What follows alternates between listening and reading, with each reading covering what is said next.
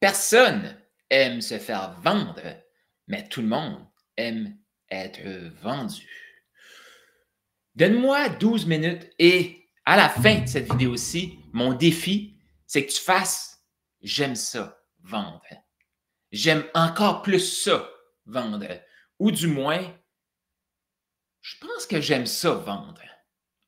Tout dépendamment où est-ce que tu es actuellement, parce qu'il y a des gens qui vont écouter ça, c'est déjà des kings de la vente, on va être comme hey, j'aime encore plus ça, de cette vision-là, vendre. D'autres qui sont en train de vouloir aimer vendre, on va dire oh, j'aime ça, vendre. Et d'autres qui vont se dire non, j'aime pas ça, vendre. Je pense que je commence à aimer ça, vendre. Et si c'était possible pour toi? Si on ne se connaît pas, mon nom c'est Carl Roussel, fondateur de Oui, c'est possible, consultant. Je me spécialise dans la vente depuis les derniers 12 ans. Je suis en affaires, j'ai monté des équipes de vente partout dans le monde, sur 5 continents, plein de pays. Et là, j'ai le goût de te transférer un peu de cette passion-là de la vente. Et qu'est-ce que c'est la vente? Selon toi, qu'est-ce que c'est la vente? Écris dans les commentaires. Écris dans les commentaires, qu'est-ce que c'est la vente? La majorité des gens qui me suivent, qui écoutent mes vidéos, ben, comme 80% ne sont pas abonnés. Fait qu'hésite pas à t'abonner. Et là, est-ce que tu connais le roi lion? Parce que si je te dis, personne n'aime se faire vendre, mais tout le monde aime être vendu. Mais qu'est-ce que c'est la vente? Ici, j'ai le roi lion. Qu'est-ce qui s'est passé dans le roi lion? Tu sais, Simba, il grandit avec son papa. Puis là, son papa, il explique comment il va être un grand roi. Puis c'est fantastique. Puis là, le petit Simba, il a confiance en lui. Et finalement, il arrive à un événement. Son père se fait tuer. Et son oncle, Oscar, arrive. Et là, lui dit, c'est de ta faute. Tu devrais te sauver. Et le petit Simba, il fait comment? Je vais tuer mon père. Il part. Il s'en va dans la jungle. Et là, il rencontre ses deux magnifiques amis, Timon et Pumba.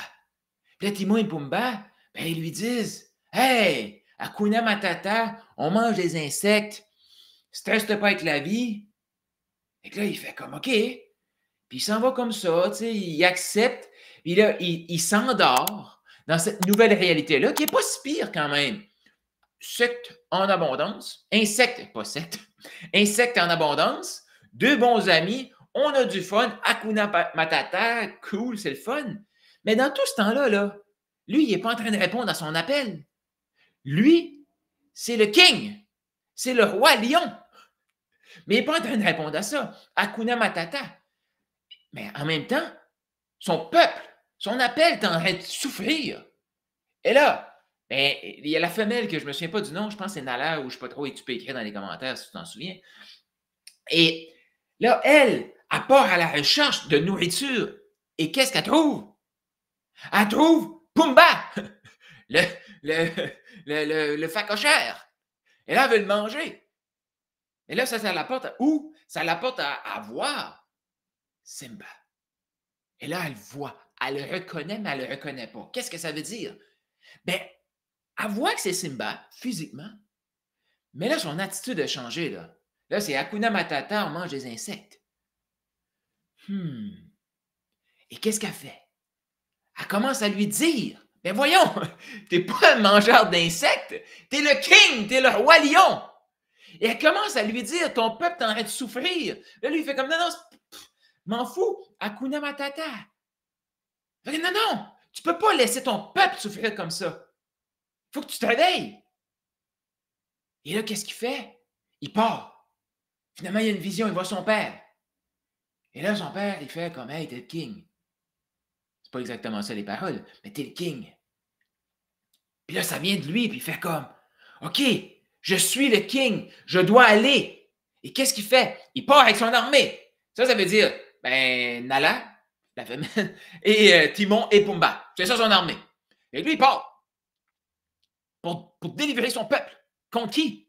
Les hyènes et l'oncle Oscar, qui est en train de dominer parce que c'est lui le plus puissant à ce moment-là. Et qu'est-ce qui arrive? Ben, il reprend le contrôle de son royaume. Mais tout ce temps-là,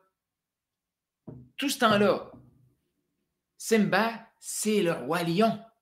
Il a juste oublié. Qu'est-ce qu'il a eu besoin de quelqu'un qui vient lui dire que c'est le roi lion. Quelqu'un qui vient lui rappeler que c'est le roi lion. Je reviens à ma question. Qu'est-ce que c'est la vente? Parce que dans l'histoire que je viens de te raconter, il y a différents moments que Simba a été vendu. Ouais, ouais. Quand il était petit, avec son papa est en train d'y vendre l'idée qu'elle allait être le prochain roi. Et le petit Simba, ben, il se pratiquait à la chasse. Par la suite, son papa est décédé. Qu'est-ce que son oncle Oscar a fait? Il lui a vendu l'idée que c'était de sa faute. Lui a acheté ça. Il est parti. Après ça, qu'est-ce qui s'est passé?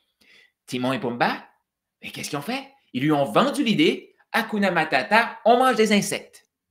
Après, sa future femme est arrivée, elle lui a vendu l'idée, hey, réveille, ta vraie identité, t'es le king, t'es le roi lion. Et par la suite, il est fait comme, je suis le roi lion. Il est allé délivrer son peuple. Qu'est-ce que c'est la vente? Je ne sais pas qu'est-ce que tu as répondu à la première fois que je t'ai posé cette question-là. Qu'est-ce qui a monté en toi? Sache que ta réponse que tu as partagée, félicitations, c'est une bonne réponse. C'est une excellente réponse. Mais mon petit homme me dit que c'est une réponse incomplète. Puis pour avoir la réponse la plus complète possible, moi, j'aime la plus grande des simplicités. Mais qu'est-ce que c'est la vente? Si on s'arrête à la base, la vente, c'est des paroles.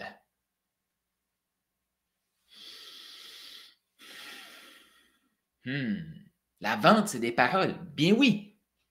Qu'est-ce que le père disait? Mufasa, qu'est-ce qu'il disait à Simba? Tu vas être le prochain roi. Prépare-toi. Tout ça, ça va t'appartenir. Ça va être ton royaume. Après, l'oncle Oscar, qu'est-ce qu'il a utilisé? Le même outil. Des paroles.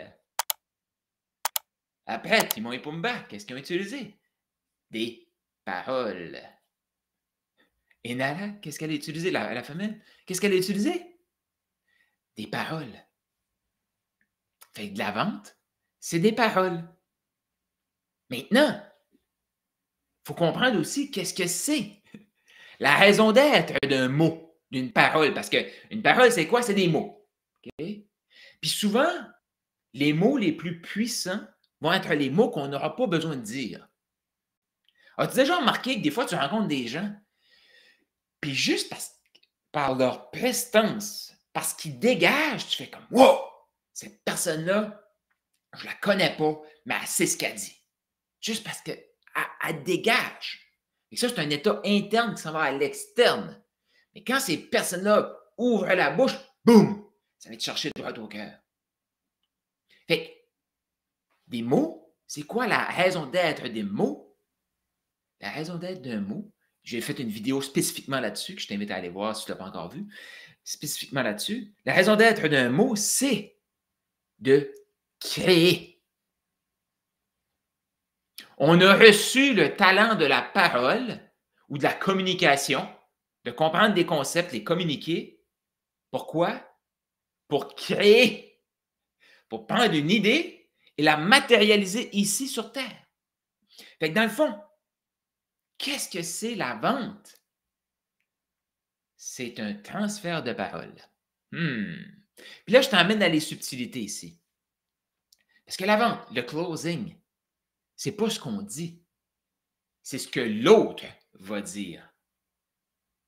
Suis-moi ici.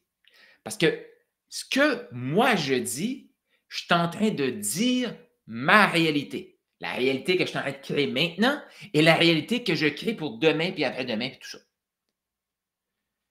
Fait qu'on est... Regarde autour de toi, les gens vont dire ce qu'ils veulent créer. Et beaucoup vont dire des choses, vont nous dire des choses. Et après ça, c'est notre rôle de faire « j'accepte » ou « je refuse ». Le petit Simba, quand l'oncle Oscar est arrivé, puis il lui a dit « c'est de ta faute », il a accepté ces paroles-là et qu'est-ce qu'il s'est dit? « C'est de ma faute, c'est de ma faute, j'ai tué mon père, j'ai tué mon père ».